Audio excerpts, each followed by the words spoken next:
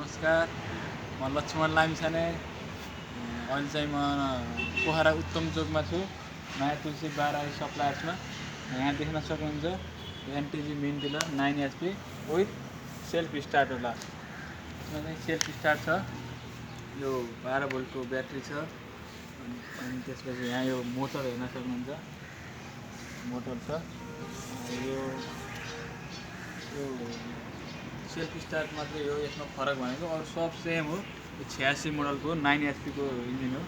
यो चाहिँ सीसीमा कन्भर्ट गर्दा चाहिँ 418 सीसी को छ है। यो चाहिँ 186 FAE भने हो। ई भनेको चाहिँ यो इलेक्ट्रिक स्टार्ट हो। यो एम भने यो FA मात्रै भनेको चाहिँ यो म्यानुअल हुन्छ। FAE भनेपछि चाहिँ यो इलेक्ट्रिक हो।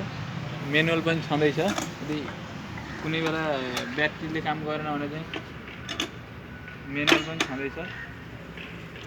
यो इमर्जेन्सी, यसलाई इमर्जेन्सी स्टार्ट भन्छ। यो एक्सिलेटर, यो चाहिँ क्लच भयो, क्लच।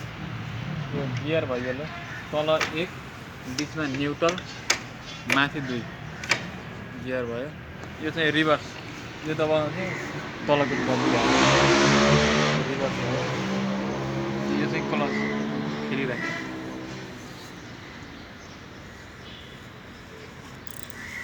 स्टार्ट गर्ने बेला चाहिँ यसलाई दबाई राख्नु पर्ने थियो, हातले स्टार्ट गर्ने बेला चाहिँ।